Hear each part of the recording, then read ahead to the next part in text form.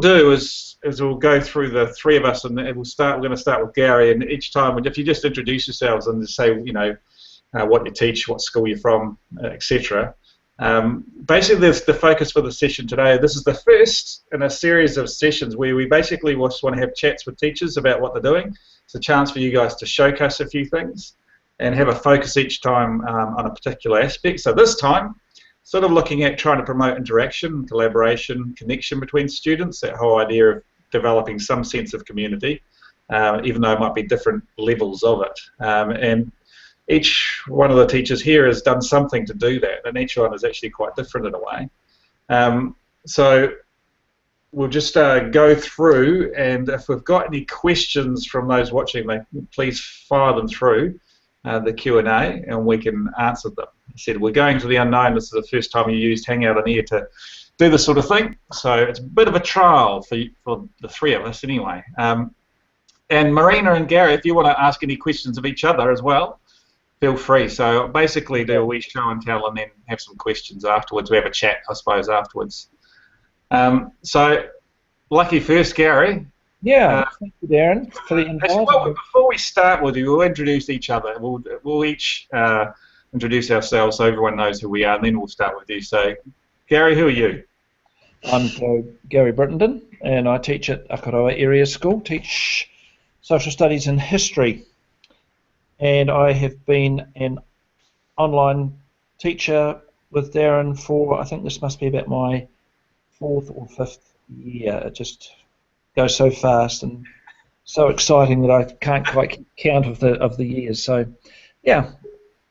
And I've been each year I've been doing level 1 history. Yes, I was going to ask you that. It has been going for a while. So we'll get, because I'm getting little things coming through saying, is the broadcast on? And I'm just going to reply and say yes. So we may find that we're just chatting amongst ourselves, actually, which is quite nice if it was just that, to be honest. But Emily has just asked, is the broadcast on? So if those of you, basically, I know if they're watching, they're in. So I'm just going to say yes. Marina, do you want to introduce yourself? Yeah, I'm Marina Krijgsman. I teach at Rangiora New Life School. I teach economics and mathematics, and I've been teaching under NetNZ for 3 years now. And I teach level 1 economics with NetNZ. Awesome. And I'm Darius Hudlow. I'm the NetNZ executive, and I'm registered at Ashburton College. I teach 2 courses online. One is level 2 history, following on from Garry, and the other is crafting history, which is basically a project-based course using Minecraft to build historical context, and that's the one I'm going to talk about today in terms of the community thing. So, Garry, do you want to launch ahead? I know you've been had a wee trial with the sharing your desktop, so you ready to go? Yeah, I'm ready to go. I'll just tell us about what you've done. Yeah, so teaching a year 11 class, there's a few challenges in terms of enabling them to be confident speakers and confident interactors, and yeah, it's a 1 step forward, 2 steps back, or 2 steps forward, 1 step back, whatever. It can be a bit of a slow and challenging process with level 1 students. So I've tried a few things over the years to try and develop collaboration, and they all sort of work to a certain extent. And this year on the Google Plus page, call it Google Plus page. What do you call it? The NetNZ page, my history page. You mean your community? My community. That's the word. Sorry, my community. Yeah, I'm not that good on jargon. Okay, so yeah, sometimes when you're doing history topics or academic topics, then they don't have a lot of depth of knowledge to speak freely or openly or express opinions, and they can be very reluctant. So I thought I'd try just throwing ideas or topics at them that they would have an opinion on that would maybe affect them, just as a warm-up to the lesson. I would put up something provocative on the page, like the death penalty should be reintroduced, and ask them to comment, and then we would have a bit of a free-for-all at the lesson. So I'll just see if I can get the page up. And while you're doing that, we do have viewers. If you don't know if you two can see, but down the bottom, do you see NetNZ teacher case studies right at the bottom there? Your screen? You might not, but we've got 5 viewers currently, and Anne just put a message through saying that it's all broadcasting well, and so keep going, Garry. So what am I doing? It says that I'm screen sharing now. Am I? Yes, you are. Yeah, you're just going to talk me through this again. All you need to do now is go to open another tab at the top and go to your community. See that? Oh, that's right. You've got it sorted. So your own computer, isn't it? You've got a bookmark somewhere. Yeah, I have. Hopefully, I've got a bookmark here. Here we are.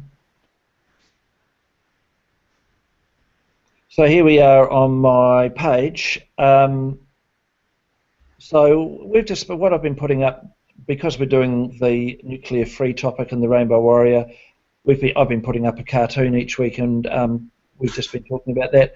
But last term, if I scroll down to last term, snowy day, I had a day one morning off. I had to take a photograph from my bedroom to actually prove to the kids that I couldn't get to school over the hill.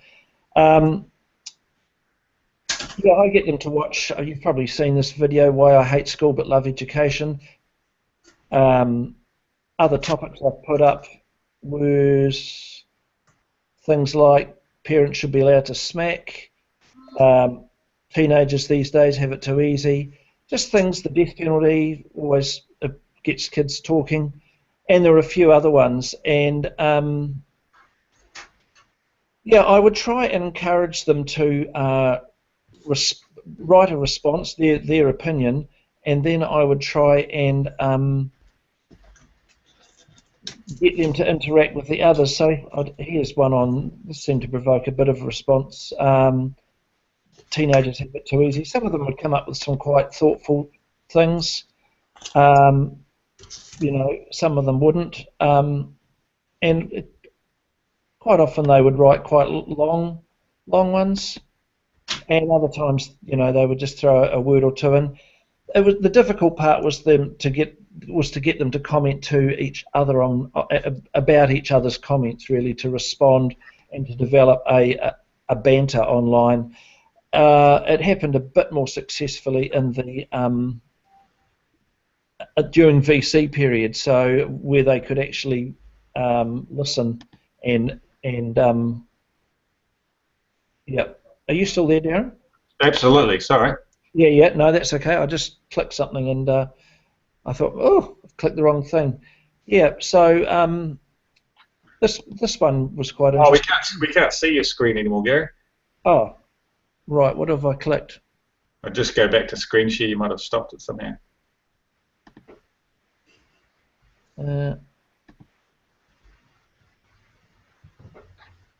Is that on now?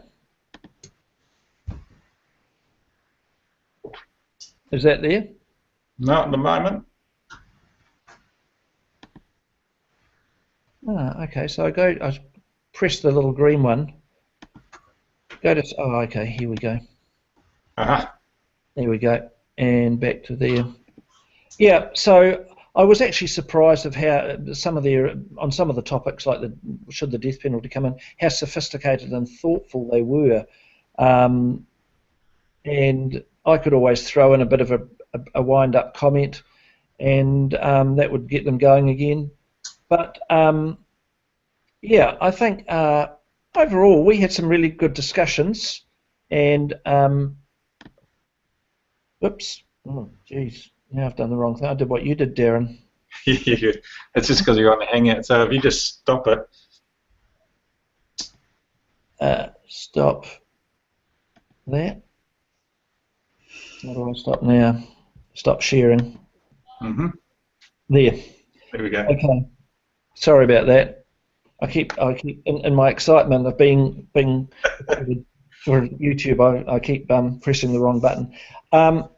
Yeah, so the responses have been good. I think next year what I'll do, though, I think it'd be a really good way to kick the year off, because I think it'll give me a good gauge of where their academic ability is at, because you can just pick it up through their responses, their written and oral, and it'll be a good introduction. And so I think that this will be what I'll do for the first 2 or 3 or 4 weeks, and spend like half the period, perhaps on it, half the VC time, doing that. I think it might be a better approach. But it was interesting. Did you achieve what you wanted to? What were you trying to achieve with the discussions? I suppose what I was trying to achieve was debate, and we didn't so much have debate on the community page. We did get more debate on screen, so that was better. Oh, so when you did the video conference, you basically continued the discussion in there, did you? Yeah. We always began the first 10 minutes with a catch up. I would challenge them on their opinions or get them to justify it or whatever, because they'd written a response during the week, and then I could say, well, what do you think of that? Blah blah blah to another member of the class. Yeah. Okay. Well, that's. You got any questions, Marina? Yeah, Garry, I was just going to ask, did all students participate equally, or did you sort of find that you had some that dominated? Absolutely, some that dominated, and certain topics. I think 2 or 3 of the topics all the class took part, and then some of the topics they just lost interest, or they realised that there was no achievement standard, no grades to be had out of it, and so they sort of opted out of it a bit. Yeah, and that's why I think building it in at the beginning of the year, and kind of make it a compulsory thing in a way, like encourage them that this is a way of me of assessing where they're at and whether they're up to doing a level 1 course, putting a little bit of an edge to it, that I really need to see them performing. Yeah. Well, you made the comment earlier about year 11s. You think perhaps the younger kids, if they were older, that you might get a bit more of the discussion happening or a bit more debate going on? Yeah, I think so, especially on controversial topics that teenagers are sort of interested in. Yeah. Yeah, so I was quite fascinated by it because I had seen someone use quite topical discussion points before. In terms of history, you'd often put out something related to what you were studying, but you didn't, which is quite interesting, but they're quite provocative. Yeah. So you did get quite a response. You can actually say that, in theory, some of the ideas that come through there could be relevant in terms of achievement standards if the discussion was relevant. Yeah, yep. But it doesn't. I actually quite liked what you did because it wasn't actually directly related to the content. It was just about trying to get kids talking and interacting, really. Yeah. Cool. Okay. Now we've got 6 viewers. Anyone watching out there, feel free to put questions through in the Q&A there. You should better just send some questions through to us. The good thing is it's recorded, so we can anyone can watch it afterwards, and also that those questions can continue in a different form. So yeah. Now, Marina, are you ready to give us a bit of a spiel, a show and tell on what you've been doing? Yeah, I'll because I couldn't guarantee that my system would work. I have created a PowerPoint, so so hopefully I'm going to share. Now, are you seeing it? Seeing my PowerPoint? Yes, we are. Yeah. I'm not. You're not? Okay. I think I am now. I am. Yeah. I'll think I didn't screen share it properly, so. No, if I click on your box, then there it is. Okay. Yeah, it was working fine, now Marina. because I've stopped sharing now. Okay, so entire screen is what I want to share, isn't it? And then go from there. There we go. Right. Okay, so what I used was knowledge building. I'm part of the NetNZ research project with Otago University looking at knowledge building. And I teach level 1 economics. A bit like Garry, one of the big challenges is getting the students to actually interact with each other. So knowledge building is really about the students working as a community, trying to build ideas and understandings. We used it in what's the producer unit, so they learn all about the decisions that producers make and the consequences for them. What I got the students to do is they built the ideas, and then they had to synthesize the community's knowledge in their portfolio and then apply it to some actual producers' decisions that they did on case studies. So it involved this sort of idea of a community of learners, them working together to share, develop and build on ideas. And the idea is that they're working together to create supposed new knowledge, and that's sort of a challenging idea. It's really new knowledge for them as economists, as young economists, and they kind of take charge of the knowledge building journey. Now, the knowledge building communities have there's 12 principles, but I only focused on the following things. It was a requirement that they contributed and shared in the tool that we use, which was called Knowledge Forum, that they would improve on ideas or theories that were put up by other students, because all ideas are improvable, and this meant that they needed to listen to each other and read each other's contributions. Okay. Then they had to be responsible members of our economic community and contribute regularly. And also the whole idea of academic integrity, so they had to actually say where they got their information from. I set it up with them in the whole context of that this is how the real world works. I said to them that in my husband's business, he has to deal with problems every day. He never solves a problem by himself. He always works as part of a team. And so we were going to work as part of a team to explore the decisions that producers make and to create that knowledge. So instead of them relying on me for all the information, they had to build it together. And the way we did it was in this thing called Knowledge Forum, which was the tool that we used. So all the students contributed. So as you can see on your screen, this is just one screen clip of what happened. So what I would do is I'd put up a question to start the discussion, and most of the time the students' contributions that they put in happened during our VC time slot. Some of the students would contribute outside, but most of them contributed merely within that environment.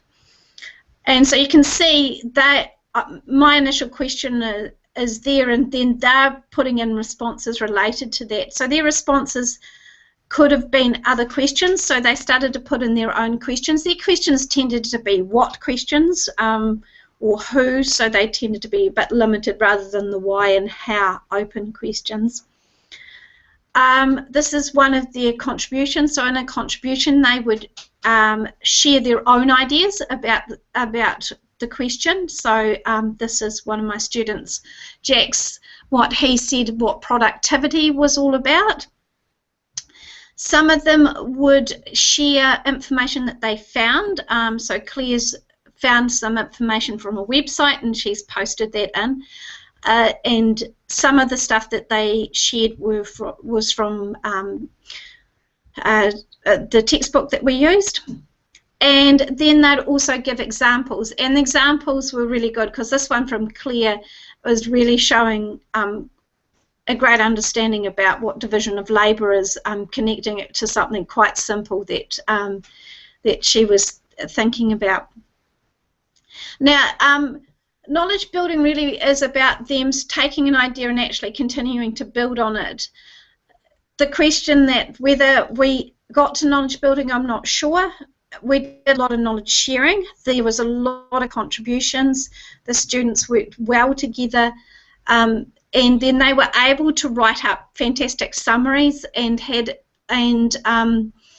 their applications to this case studies really showed that they were able to build a deeper understanding of the producer decisions. What my students said about it, so here's 3 comments what the students said. They liked the way it was laid out. They liked the fact that it wasn't too intimidating and that they could just contribute. They actually, it was quite interesting because we did it in the VC and they all would contribute within that time, and so they weren't sort of put off by the fact that lots of other people were putting lots up and they weren't. They were quite willing to share in that sort of environment. They liked how that it helped their understanding, and they really liked the concept of working together. So that, yeah, and so what would I do? What would I do differently? Well, next year I'll continue to use this format. I'll continue to use it because the students worked well together. I think I'd try to get a few more discussions amongst themselves rather than it all being written. One of the things that we didn't really do enough of was stopping and reviewing what all the ideas together and synthesizing them as a class. They tended to do that individually, and so one of the comments the students had made was that sometimes they weren't sure if the definitions that were in Knowledge Forum were 100% correct for what they needed. So yeah, so that's what I did with my Level 1 economics class. Garry, I mean, because we haven't got lots of questions flooding through on here, but have you got any questions from Marina? Do you get a sense of what she means by knowledge building, what the students were doing?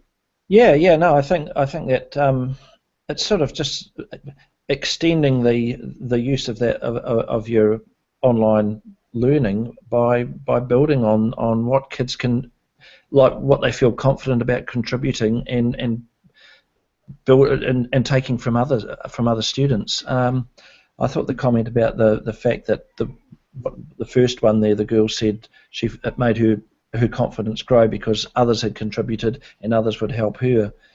Yeah, no, it sounds great. What? Oh, sorry, Marina, where you go? I was just going to say what was really nice about it was they started to value who they were and their ideas are. They, instead of, because at Level 1, a lot of the time they're so used to being sort of spoon-fed information that they become quite locked in that, and they kind of look to the teacher figure all the time or a textbook. What was nice with this, it opened them up and it allowed them to value that they actually had knowledge and they actually had understandings already, and that together they could actually build those up. A lot of the time they were quite surprised that what they had said in their initial ideas were exactly what the textbook and all the websites said as well. So it was it was quite affirming for them that they could actually have understandings and knowledge that they thought only belonged to the experts. Yeah. Did you have any challenges? What were the challenges involved, Marina?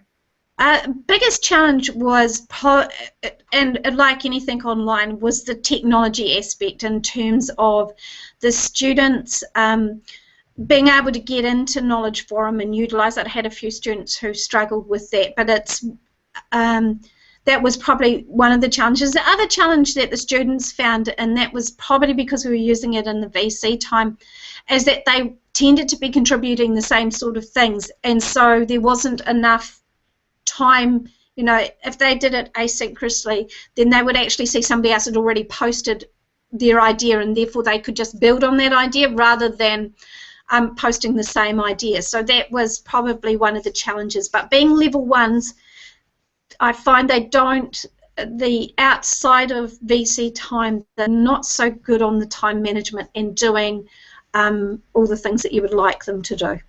Yeah, so that probably was a challenge. Yeah, well, I mean, that's one of the difficult things, isn't it, in terms of the knowledge building side of things, is getting kids. I mean, I suppose it's some similarity with Garry, with the challenge that Garry identified with students giving their views, but then not actually connecting their views or trying to actually build on what each other's saying and create some sort of ongoing connection? I mean, you said that you had some limited times where they did that, wasn't there? But most times they were just sort of putting their own ideas out there, and so you get a collection of ideas, and they all see each other's, which is great, but they didn't often actually sort of try and improve each other's ideas. Is that right, Marina? Yeah. I mean, some of my students, my students who are operating at the excellent level, they were certainly, I've got evidence of them building on other people's ideas and extending them. But not a lot of that was happening. A lot of more, that's why I said, wasn't really knowledge building or knowledge sharing. They were sharing knowledge. What was nice as a teacher was that I was not forefront. I put up the initial question, sometimes directed some of the ideas, but a lot of the time I was just standing back, and a lot of my work really was commenting on their portfolios and giving them feedback there. So it was nice to see them building the knowledge without me sort of lecturing to them. Yeah, certainly, and it's quite different for a lot of students. I had the similar experience to you in terms of a couple of years ago, where students would start, well, they would get a bit frustrated with students, their ideas, what they viewed as their ideas already been put out there, and so they go, oh, okay, someone's put in, I was going to do that, and so they either just put the same thing or they don't put anything at all, and they don't quite understand the concept, which is quite new to a lot of kids, the concept of actually, I can actually improve what the student said there. I can take what they've said and see where we can go with it, and then another student can do that as well, and it's quite an alien concept for a lot of kids, isn't it? Unfortunately. But they get a lot of benefit from what they do. Sorry, Gary. Yeah, I'm going to say that the whole idea of collaborative learning, I think teachers are just getting their head around collaborative teaching, and it's another step again for students to really pick up on how everybody wins in a collaborative environment. So, yeah, I think that's something that needs to be taught, built in, encouraged, worked on with our students. You got Anne Williams, thank you so much. And send a question through. Can you two see the question, or is it just me?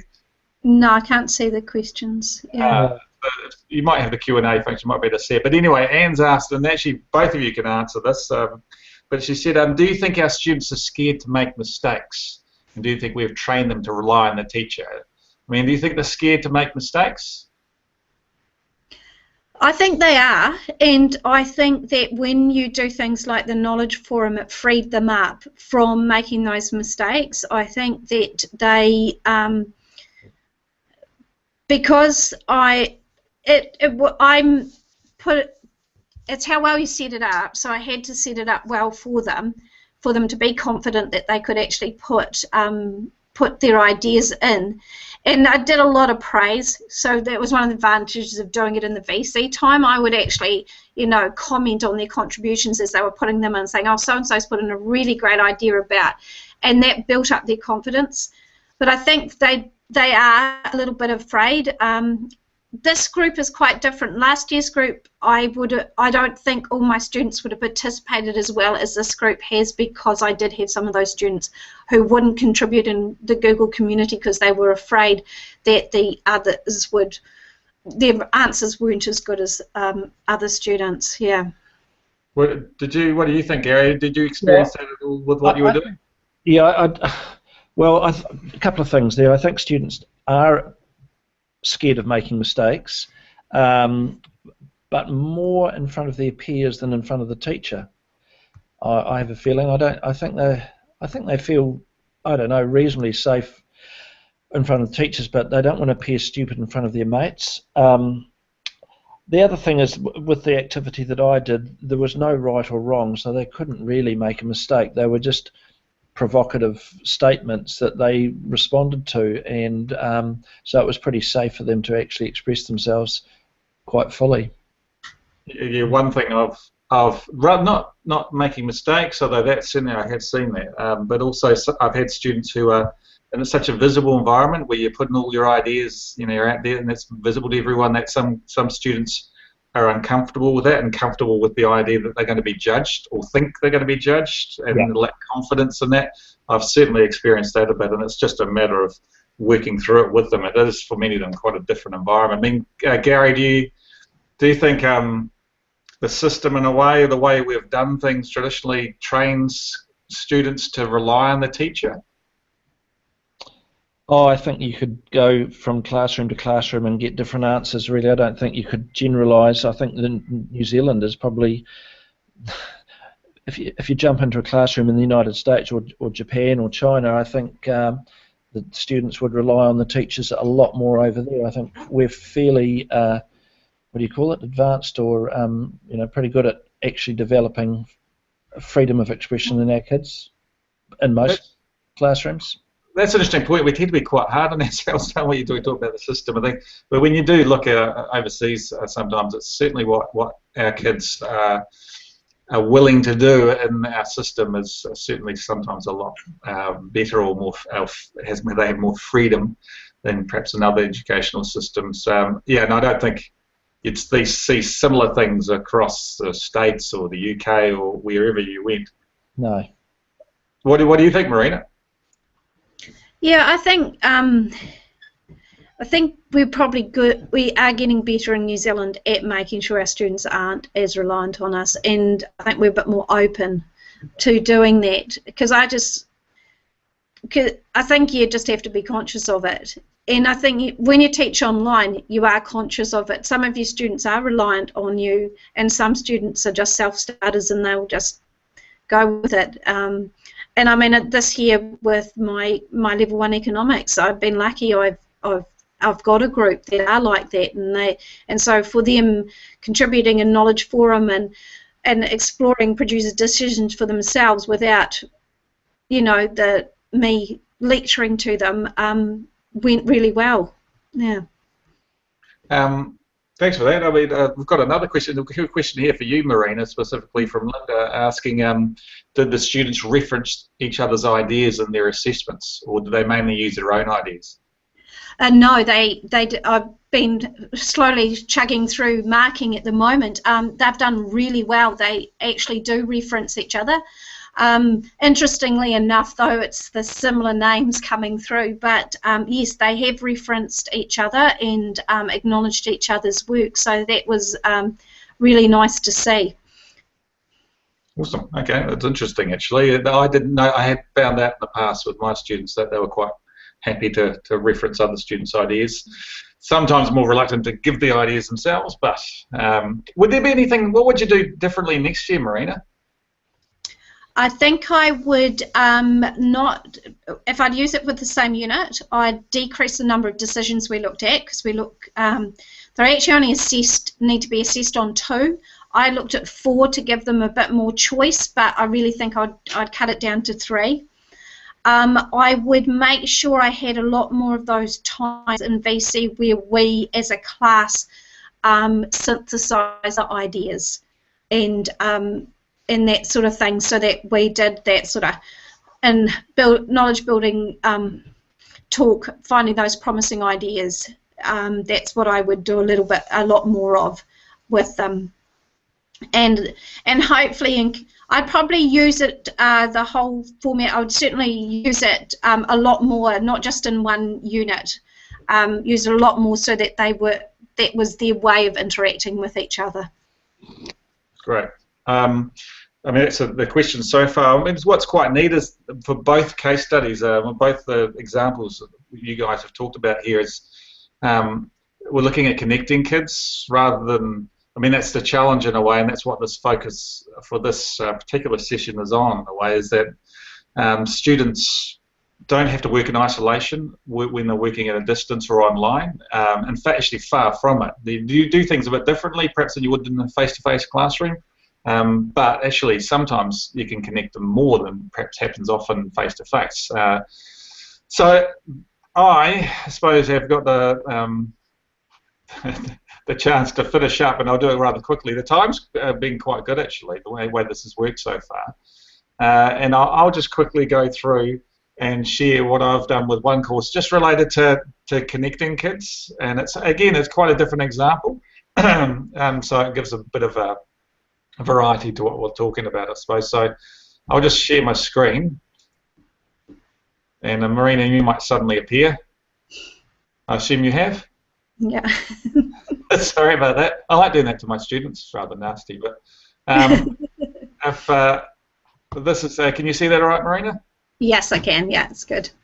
Okay, so like Garry, this is a Google Plus community. It's for my crafting history course, this is not in competition to your course, by the way, Garry. This is not that you thought that, I was just making sure. This is what it's about. Yeah, well, it's a project-based course. But I've got actually a 10-year-old in here, 10 or 11-year-old. He's a homeschool boy. I've got 2 Year 10s from Openhill College. I've got a group of Year 11s doing Level 1 NCA, and then I've got a Year 12 boy who's at Level 2. And it's designed that they can be at different levels, and it's designed so they can actually be using different standards for what they're doing. But that's been quite a challenge, but that's something for another day. Really, I want to talk about is the community side of things. So the idea is it's a project-based course where they have sort of rather large modules of building where they explore an historical context, and they have to reimagine it by building it using Minecraft. So it's not a chance to replicate historical context. They have to try and reimagine it. The first one they did was looking at the emergence of civilization, how people first settled, and what has been suggested as the first major human settlement was Jericho. And hey, so, Darren, yes, sorry? Can I just interrupt you? Somebody's just written up a question there that they can't see your my screen. Yeah, all they're looking at is lovely Marina. Oh, okay. But you can see it fine. I can. Yep. Okay. Let's try something here. Do they have to click on your square down in the bottom? Just because it's broadcast, it probably wouldn't matter. So that's Joe not seeing your screen. We can still see Marina. Is anyone else out there like that? You can put the question through. It can only see, at the moment you would see Marina because I've got her on there. But if I go out, can someone else just give us a wee quick feed through to see whether you're seeing my screen or not? Then I just have to talk. It shouldn't be a problem at all. Anyone? Linda, Anne, you seeing my screen? I'll just keep going. Sorry, Joe, at least it's sort of recorded, so it will appear, and I won't be in the screen for too long, hopefully, and it'll come back out. If you guys see someone feeding through that someone else can't see the screen as well, just do tell me. Yep. So, where was I? And just saying that she can see your screen. Great. Okay. So I know what's happening at your end, Joe. Or maybe it's something that you have to click on. I don't know. But anyway, I'll try and get through this reasonably quickly.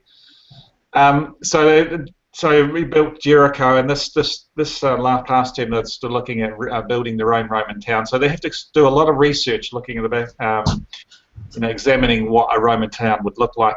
It's actually fairly complicated stuff, and they have to build it. They have to work actively together, which has been quite a major challenge with kids online and at different times, working at different times. What I've found is that video conference, that synchronous time, is really, really important because it's easier to collaborate, to work things out in that environment that is at different times. But this community has basically been the hub for them. This is the place where they go to communicate. They go in here to share their research. You can see it's a lot of them, and it's used for various things. To some extent, it's used for them to share their research, so they actually share what they're learning. So, for example, Tony and Alicia are going to build a Colosseum-type structure in the town. It's going to have to be a lot smaller than the Colosseum. So they're sharing some of the findings of what they found about the Colosseum there, and this provides some evidence for what they're going to build later on. Gideon hears about the Basilica. So we use these categories to try and organise the posts. So if I click on tasking, for example, and they'll show here a student, Daniel, back in the Jericho days in the other module where he's setting up tasks. He's basically taken the lead, and said that these are the major tasks we need to do, and students then respond and say, I'm going to do this and I'm going to do that.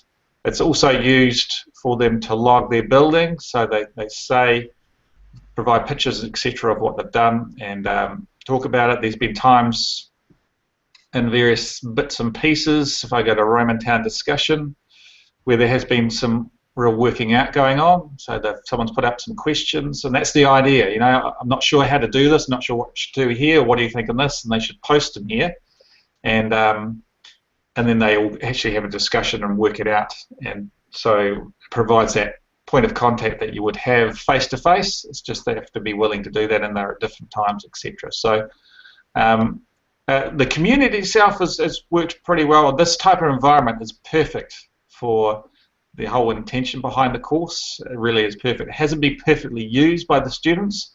There's a lot of learning for both them and me with that, and there's various reasons. So if I come out,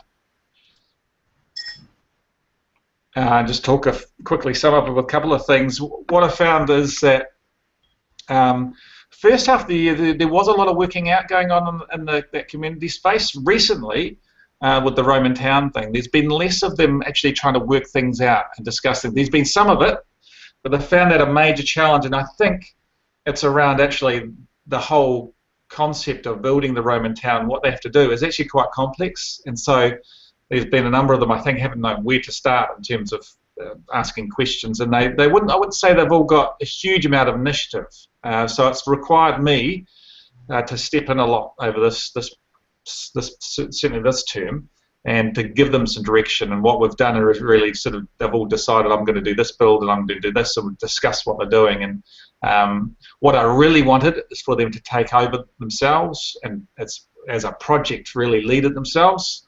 I think face to face that would be a lot easier. When you're at a distance, it's quite a challenge. But I have learned a few things I think for next year.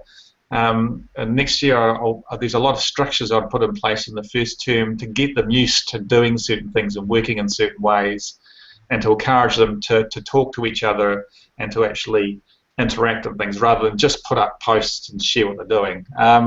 Sorry, I'm just looking at the questions here. So I've come back out because we weren't seeing my screen. Those of you who weren't able to see my screen, feel free. The video will be broadcast later on. You'll be able to have a look later on if you want to have a look. I'm quite happy as well if anyone wants to have a look at the community. If you can ask me and I can just invite you. You can go and have a look. Other teachers have gone in various communities and things. The students did create that community themselves. Boy Daniel did it, and we've gone from there. So it's the community space itself, the way that's a perfect environment for what we wanted to do. At times it's worked really well with the students, other times it's been a real struggle, but that's more about them and them getting used to be able to really collaborate online, which is a fairly major challenge, but certainly doable. Now, and what about the age difference? Is that in your class from a 10-year-old, did you say, up to level 2? Yeah, that's a great question, Gary. I wouldn't have thought about it. I'm glad you asked it, because what's really interesting is the older kids have been worse at it than the younger kids. So the 2 year 10s at OBE have been fantastic. They've been fantastic in terms of expectations around providing the research, and they've been really good in terms of the building and being very active in the community. There's a boy, Josiah, he's the youngest boy, he's homeschooled. Now, he struggled away early on, but it was really more about him, I think, getting into setting routines for himself. And he's been really active this term. In fact, he's been by far the most active student in trying to get things going. And so some of the older kids have struggled more in terms of actually taking initiative and doing stuff. And I've had to prompt them more. And what's been interesting is because they're NCA kids, we have the whole NCA assessment side of things, in the background. So there's that extra push for them to actually be very active. So you would think, but actually it's the students who are not doing NCA that have done, and maybe that's a reflection of less pressure all around on them on other fronts, what else they're doing in the other courses. I don't know, but yeah, the younger kids, I'd say, have actually been better, Gary. Yeah, Maybe that will say something about our education system. Well, maybe as they go along, they get more and more pressure to do things certain ways, and they're worried about NCA and all the rest of it. But I mean, I think it sometimes comes down to the kids. Like, I think there's a group of kids here. I've got 8. Now, if I had 15 to 20, it would work really, really well, and it's working okay. It's certainly working fine. I'll be doing it next year.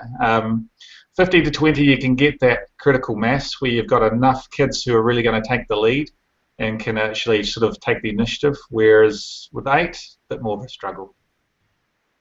Yeah. So, any last questions from those others out there? I can hear my kids in the background. I want to thank Garry and Marina. Thanks very much for actually sharing what you've been doing. It's fantastic, and you've actually agreed to be guinea pigs in a way in terms of being the first to do this. And so I actually quite enjoyed the format in terms of us just having a chat and some